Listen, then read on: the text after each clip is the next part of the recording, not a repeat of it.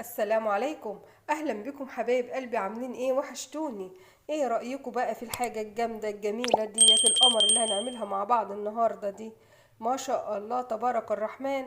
لو جالك ضيف بقى، يعني ايه الضيوف اللي بتيجي على غفلة دي زي ما بيقولوا، المستعجل على طول. فما شاء الله في 5 دقايق عندك لف الجلاش في الفريزر سايباها، قومي هاتيها يلا وتعالي معايا، يلا نخش المطبخ مع بعض ونشوف هنعمل احلى تحلاية في 3 دقايق هنكون خلصناها. على ما ضيفنا يقعد كده ونسلم عليه زي ما بيقولوا، هنقوم نطلعها من الفرن ونجيبها على طول نقدمها. ايه رأيكم؟ المنقذ السريع في قلب المطبخ بتاعي. فيلا بينا نشوف الجمال ده احنا عملناه النهاردة ازاي. ويلا بينا يا حبايبي نسمي بالرحمن ونصلي على الرسول ونبدأ النهاردة نعرف المكونات بتاعتي. هيبقى طبعا معايا لفة جلاش ديت 500 جرام، ومعايا كوبايتين 2 سكر عشان السيرم بتاعي او الشربات، ونص كوباية سمنة تكون دايبة بالشكل ده، او انت يعني حطها في الميكرويف بتاعك تسيح شوية تفك معاكي. واهم حاجة تكون نوع السمنة بتاعتي كويس، لان كل ما كان نوعها كويس كل ما ادى الطعم للجلاش بتاعي. وكمان لو انت عندك زبدة حابة تحطيها تضيفيها مع السمن، مفيش مشكلة خالص. وممكن تحطي او سمنة بلدي اللي احنا بنعملها في البيت. ومعايا معلقتين 2 من السيرم وفانيليا ونص ليمونة وشوية مكسرات. انا اللي معايا ايه اللي هم حبة سوداني، فول سوداني. طبعا الحشوة بتحشيها زي ما انت عايزة. ممكن تغيري نوع الحشوة خالص.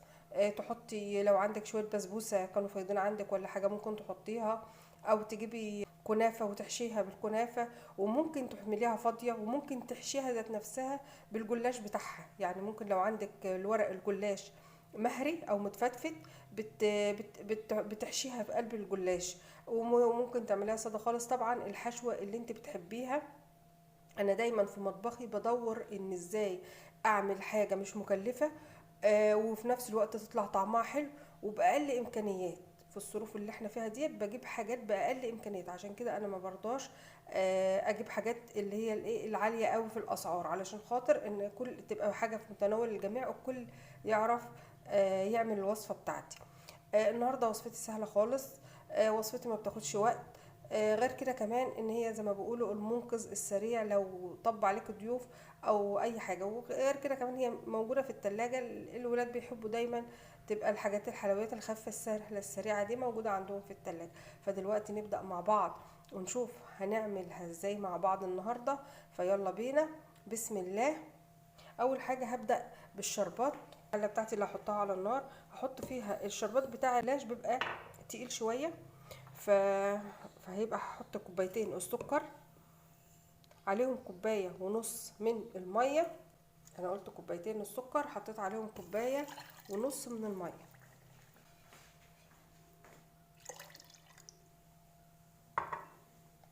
بعد كده هقلبهم كويس واعصر عليهم نص ليمونه وارفعهم على النار. بعد ما جهزت السيرم بتاعي وحطيته على النار يستوي، ده كان اهم حاجه في الاول، ان انا عايزه السيرم بتاعي يتعمل اجهزه علشان يبقى بارد. والسيرم بتاعي بيبقى تقيل شويه بتاع الجلاش. بعد كده هبدا في الخطوه الثانيه. هبدا دلوقتي اجهز الحشوه بتاعتي. الحشوه بتاعتي انا قلت ان انا هحشيها اي مكسرات عندك باي امكانيات. انا معايا دلوقتي اللي هم شويه السوداني دولت، هاخدهم على المطحنه بتاعتي وهفرمهم كده ايه فرمه، ما يكونش ناعم قوي وما يكونش خشن قوي. هنشوف مع بعض هنفرمها يبقى شكلها عامل ازاي. دلوقتي بعد ما عملت الخلطه بتاعتي بالشكل الجميل ده، هو ده الشكل اللي انا عايزاه. شايفين ما شاء الله؟ انا عايزه الكسره دي كده احس بطعم الفول السوداني في بقي، او بطعم المكسرات في بقي. مش عايزه ان انا احس ان انا باكل كده حاجه وخلاص. انا عايزه تقرش كده في ايه في بقي. شوف شكلها تبقى حلوه كده. تمام. بعد كده هنزل عليها بالمعلقتين من السيرم التقيل واقلبهم كويس مع بعض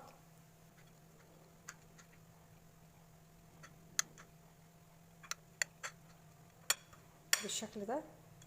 بعد كده نبدأ نجيب بقى فوطة ونجهز لفة الجلاش بتاعتي عشان نبدأ اشتغل بيها. بعد ما جهزت الجلاش بتاعي وحطيته تحت فوطة علشان يفضل طري، لان لو هو فضل للهوا هينشف منك، فلازم تحطيه تحت فوطة مطبخ. بعد كده هجيب الصينية اللي انا هستخدمها او هستعملها النهاردة معايا، وهدهنها كويس بالسمن بتاعي بالشكل ده. هركنها بقى على جنب كده عشان نبدأ نشتغل مع بعض في لفات الجلاش معايا. بعد كده نبدأ نشوف هنلفها ازاي. دلوقتي في لف الورق الجلاش بتاعي، دي ورقة الجلاش بتاعتي هسقيها كويس بالسمن بالشكل ده. انا عايزه اوزع السمنه بتاعتي كويسه على الورقه عشان تبقى مورقه معايا كده وايه، مستويه حلو بالشكل ده، مش هتبقى دسمه ولا اي حاجه. بعد كده هتني الورقه بتاعتي بالشكل ده، وهسقيها برضو رشه خفيفه من السمن.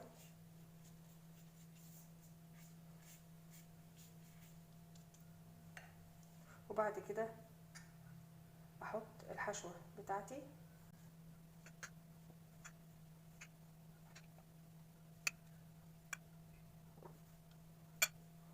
وبعد كده ابدا الفها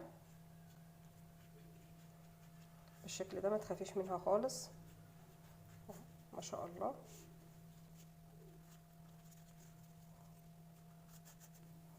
بالشكل ده اجيب بقى الصينيه بتاعتي اللي انا جهزتها وابدا ارص فيها.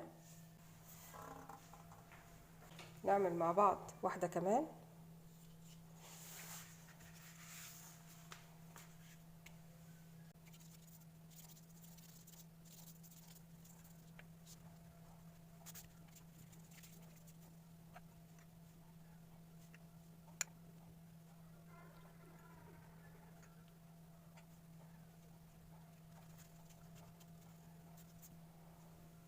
احطها في الصينيه، اخلص بقى الكميه بتاعتي كلها وارجع لكم تاني. بعد يا حبايبي ما خلصت الصينيه بالشكل ده، شايفين الجمال ما شاء الله.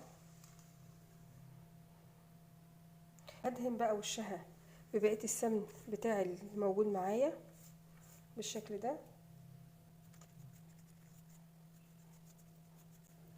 هبدا بقى بعد كده اقطعها، اقول بسم الله.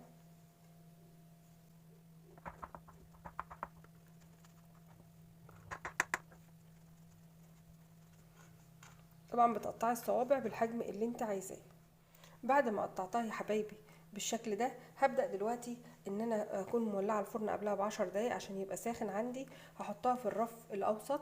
الجلاش بالذات بيحب النار الهاديه شويه. لو فرنك فيه مروحه فاكيد هو هيوزع الحراره كويس، فمش هتحتاجي تشغلي الشوايه ليه من فوق. اما لو فرنك عادي هتحطيه في الرف الاوسط على درجه حراره تكون هاديه. اهدى درجه حراره عندك في الفرن، يعني تكون متوسطه شويه. يعني ايه، تكون كل واحده اكيد عارفه طريقه التسويه عندها في الفرن بتاعها بيختلف من فرن لفرن. فعامه هو بيحتاج يبقى ياخد سوا شويه في الفرن، وكل ما غلي وتكتك كده زي ما بيقولوا، كل ما حلو الجلاش معايا وورق وبقى طعمه حلو، والحادق اللي فيه اتشال وبقى مسكر وخد السكر بتاعه وبقى طعمه جميل. فعشان كده انا عايزه ليه درجه حراره تكون مناسبه للفرن بتاعك، وانت عارفه اني هتسويه كويس. وساعة ما تلاقي مثلا خد لون من تحت ومحتاج شوية من فوق، لو هو ما عندكيش فرن ليه مروحة، هتولعي له شوية الشواية وهتاخدي بالك منه. ولو حتة احمرت عن حتة تانية، يعني لقيتي في جنب احمر وجنب لسه ما احمرش، بتجيبي مثلا ورقة زبدة وتحطها على الجزء اللي هو خد لون، وتلف الصينيه بتاعتك للجزء التاني ياخد اللون بتاعه، عشان الجزء الاحمر ما يزيدش في الحمار بتاعه فيطلع معاكي لونه مش كويس. فان شاء الله دلوقتي هدخلها الفرن، وبعد ما تطلع هنشوف هيبقى شكلها معانا عامل ازاي. دلوقتي يا حبايبي انا بعد ما طلعت صينيه الجلاش بتاعتي من الفرن وهي سخنه بالشكل ده، شايفين الجمال، شايفين الحلاوه واللون طالع عامل ازاي. مش عايزه اقول لكم بقى على الريحه بصراحه، يعني عامله قلبان في المكان. هبدا دلوقتي اسقيها الشربات بتاعي. الشربات بتاعي بيبقى بارد، والجلاش بتاعي بيبقى سخن وبيبقى تقيل بالشكل ده. شايفين ما شاء الله صوابع الجلاش بتاعتي بعد ما طلعتها طبعا من الفرن وسقيتها السيرم بتاعها. شايفين الجمال والحلاوة، شايفين الروعة. ودي يا حبايب قلبي كانت وصفتي ليكم النهاردة، صوابع الجلاش بالجمال اللي انتوا شايفينه والحلاوة دي. فيا رب الطريقة بتاعت النهاردة تنال اعجابكم، وما تنسوش تدعموني باللايك والشير، والسلام عليكم.